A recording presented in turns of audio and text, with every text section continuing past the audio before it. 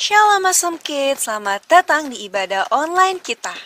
Berikut adalah panduan beribadah kita pada hari ini. Yang pertama, adik-adik, mari kita persiapkan diri kita dan pakailah pakaian rapi dan juga sopan. Yang kedua, adik-adik, saat ibadah dimulai jangan tiduran ya, tapi kita mau duduk dengan baik. Jika adik-adik sedang sakit, boleh ibadah di tempat tidur ya. Yang ketiga, adik-adik, mari kita siapkan Alkitab kita. Yang keempat, bagi adik-adik yang sudah bisa menulis, ayo siapkan buku dan alat tulisnya ya. Hal ini berguna untuk mencatat firman Tuhan yang disampaikan pada hari ini. Yang kelima, adik-adik semua ikut menyembah dan memuji Tuhan ya dengan semangat. Yang keenam, adik-adik yang mendengarkan firman Tuhan, kita mau duduk dan jangan jalan ke sana sini ya. Dan juga jangan mengobrol. Yang ketujuh, adik-adik ikut berdoa bersama-sama juga ya. Selamat beribadah. Tuhan Yesus memberkati. Shalom, Prince and Princess, apa kabarnya hari ini? Dahsyat, luar biasa, yes. Nah, Prince and Princess, sebelum ibadah kita mau dimulaikan, mari sama-sama kita mau lipat tangannya dan kita berdoa. Mari kita berdoa. Kami bersyukur buat anugerah Tuhan dalam kehidupan kami, karena Tuhan tetap menjagai dan melindungi kami. Saat ini kami mau memulaikan ibadah kami dalam nama Tuhan Yesus. Haleluya, amin. Yuk Prince and Princess, kita mau nyanyikan lagu ini bersama. Mari kita mau bangkit berdiri. Yuk kita mau nyanyikan sama-sama ya.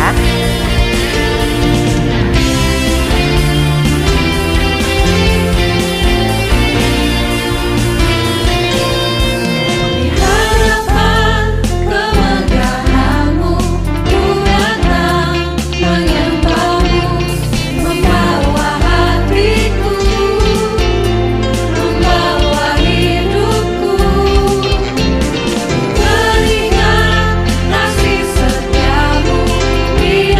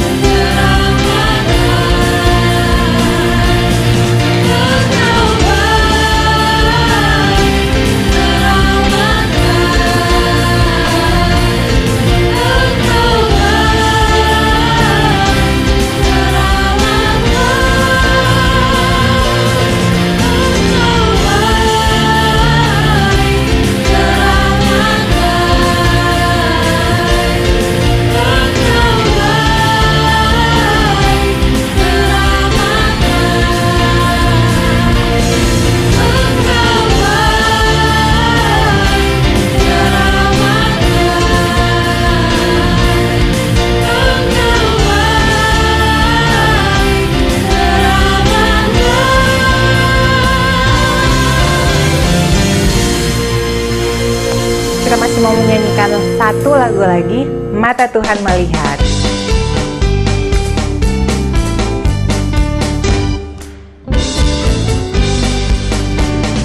Mata Tuhan melihat apa yang kita perbuat, apa yang baik, yes, apa yang jahat, no. Oleh sebab itulah jangan berbuat jahat. Ingat, Tuhan melihat. Mata Tuhan melihat apa yang kita perbuat, apa yang baik, yes, apa yang jahat, no.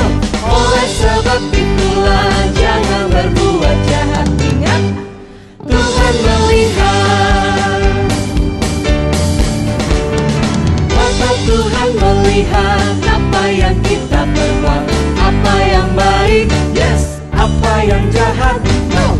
Oleh sebab itulah jangan berbuat jahat. Ingat, Tuhan melihat. Ingat, Tuhan melihat. Ingat, Tuhan melihat. Kasih tepuk tangan yang meriah buat Tuhan Yesus. Nah, Prince and Princess, saatnya kita mau mendengarkan firman Tuhan. Namun sebelumnya, sama-sama kita mau menyanyikan satu lagu, Bapa Kami Rindu. Haleluya. Terima kasih Tuhan.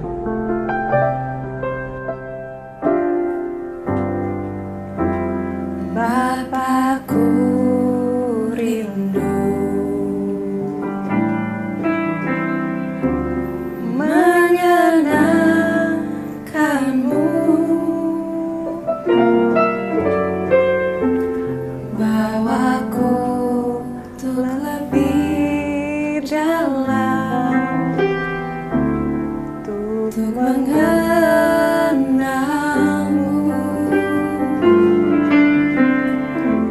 Bapakku minta, layakkan aku, bawaku untuk menyembahmu di balik tirai yang suci. Bertemu muka dengan muka, tenggelam di dalam kasih-Mu Bapa. Oh Tuhan, ku rindukan selalu diam dalam bait-Mu.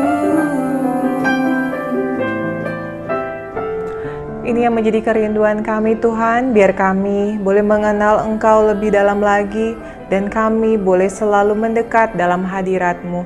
Ajar kami Tuhan untuk menjadi pelaku-pelaku firman Tuhan. Ajar kami Tuhan untuk menjadi anak-anak Tuhan yang mengasihi Tuhan dalam hidup kami. Ajar kami Tuhan untuk selalu mengandalkan Engkau dalam masa muda kami. Tuhan Yesus, saatnya kami mau belajar kebenaran firman Tuhan. Berkati setiap kami. Dalam nama Tuhan Yesus kami berdoa. Haleluya. Amin.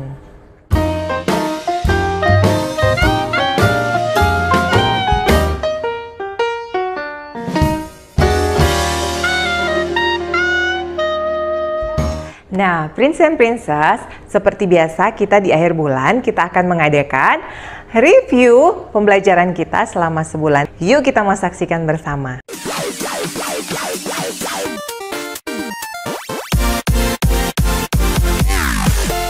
Nah, adik-adik pernah nggak sih atau pengen nggak sih merasakan kemenangan bersama Tuhan Yesus? Apa sih contoh-contohnya? Nah, adik-adik, di dalam kehidupan kita sehari-hari, kita bisa mencontohkannya seperti gini adik-adik. Nah, adik-adik pernah nggak sih ujian dan merasa takut, dan kemudian adik-adik bingung menjawab pertanyaan-pertanyaan di dalam soal ujian itu? Nah, ketika kita merasa takut, seperti Daud dalam peperangan, kita mau berdoa, kita mau menanyakan kepada Tuhan Yesus, Tuhan berkatilah ujian aku hari ini, Kiranya Tuhan Engkau yang berikan hikmat dan kepintaran kepada hamba pada hari ini. Seperti itu adik-adik. Begitu juga ketika adik-adik yang SD mau ke SMP atau SMP mau ke SMA, pasti adik-adik juga bingung kan? Mau bertanya, Tuhan, SMP mana sih yang mau aku ambil untuk aku ke depannya nanti? Sekolah yang terbaik mana yang mau Tuhan berikan kepada hamba gitu. Atau misalnya yang SMP mau ke SMA, Tuhan, SMA mana sih yang sebaiknya aku ambil supaya nanti aku bisa menjalankannya dengan baik. Seperti itu kan ya adik-adik. Nah adik-adik, itu contoh-contoh bagaimana kita berperang dalam hidup kita, berperang untuk melawan hal-hal yang baik, dan kita juga harus berperang melawan iblis. Seperti adik-adik kita mau berperang melawan iblis ketika kita merasa capek untuk berdoa ketika kita mau tidur, atau kita merasa malas untuk berdoa ketika kita lapar mau makan, seperti itu. Karena iblis itu pengen kita kalah adik-adik, tapi kita sebagai anak Tuhan, kita mau menang melawan iblis, kita mau menang bersama Tuhan kita Yesus Kristus. Nah sebagai prajurit-prajurit Tuhan, sebagai anak-anak Tuhan yang luar biasa maupun yang diberkati oleh Tuhan, kita mau selalu bertanya kepada Tuhan, berhikmat kepada Tuhan, agar hidup kita selalu diberkati oleh Tuhan. Nah adik-adik, apa sih poin-poin yang hari ini mau kakak sampaikan? Nah yang pertama, karena musuh kita yaitu iblis, kita harus memeranginya, tapi kita mengandalkan Tuhan Yesus seperti Daud yang mengandalkan Tuhan Yesus ketika mau berperang melawan orang-orang Filistin. Dan yang kedua, agar kita selalu berdoa dan berjaga-jaga supaya kita dijauhkan dari segala hal-hal yang tidak baik ataupun hal-hal yang dapat merugikan kita. Yang ketiga, yang terakhir nih adik-adik, agar kita menjadi kuat, tidak manja, begitu juga memiliki mental sebagai seorang prajurit. Ada amin adik-adik. Nah kesimpulannya adik-adik, Tuhan Yesus pengen supaya kita melawan iblis-iblis, melawan goda-godaan yang tidak baik di dalam hidup kita. Jadi kita harus mengandalkan Tuhan di dalam kehidupan kita. Amin.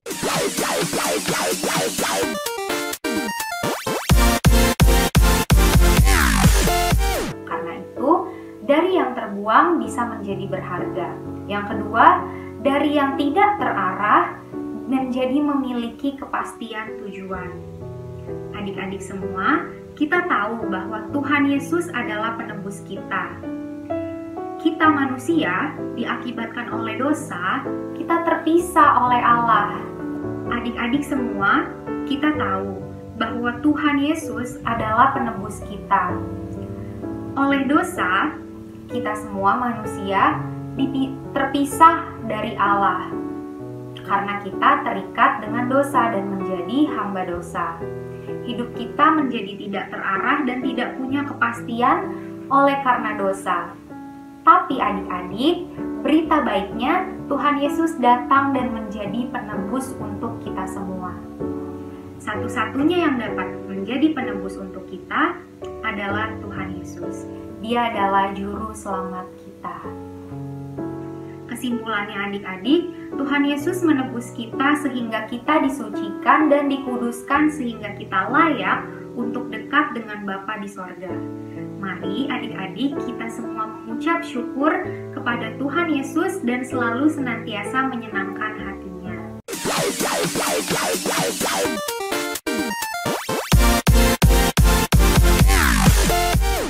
Nah, kita percaya bahwa Tuhan kita itu adalah Tuhan yang adil. Dia adalah hakim yang benar.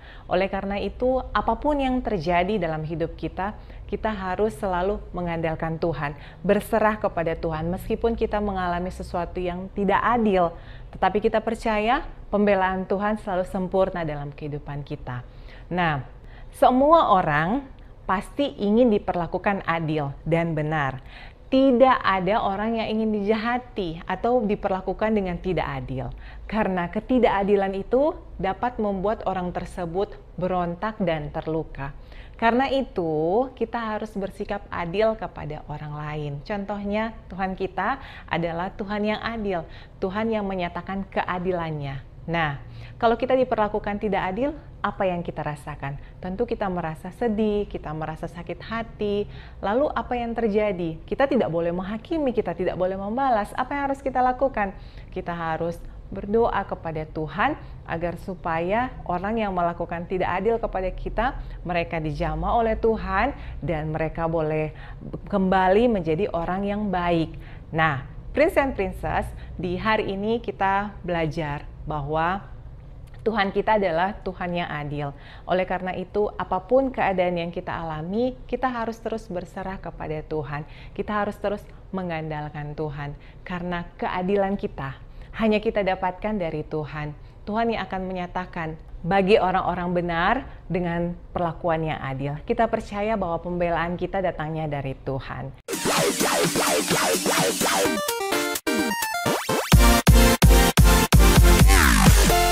Firman Tuhan hari ini bercerita kepada kita, ada bangsa yang namanya Israel. Mereka sudah tidak lagi menyembah Tuhan yang benar. Mereka dikatakan melupakan Tuhan. Melupakan Tuhan di sini artinya Israel atau bangsa Israel telah melupakan kebaikan Tuhan dalam kehidupan mereka. Mereka nggak ingat dulu pernah Tuhan tolong kehidupannya. Mereka nggak ingat waktu itu hidup mereka hampir saja mati, tapi Tuhan selamatkan mereka. Tuhan tolong kehidupan mereka. Nah, adik-adik, jikalau kita seperti orang Israel yang dulunya beribadah kepada Tuhan, tetapi sekarang sudah melupakan Tuhan, sekarang udah lupa sama kebaikan Tuhan. Nah, apa yang terjadi waktu orang Israel melupakan Tuhan? Mereka telah menyembah Tuhan yang lain, dan itu tidak berkenan di mata Tuhan, dan itu adalah satu dosa di mata Tuhan. Mereka menyembah para Baal. Ya, Baal di sini adalah suatu Tuhan yang dibuat mereka sendiri, satu Tuhan yang mereka anggap atau mereka jadikan Tuhan. Ya, contohnya ada patung. Patungnya dijadiin Tuhan sama mereka, disembah-sembah sama mereka. Nah, itu kekejian di mata Tuhan, dan itu adalah satu hal yang berdosa di mata Tuhan. Nah, adik-adik, kita pun sama perihalnya.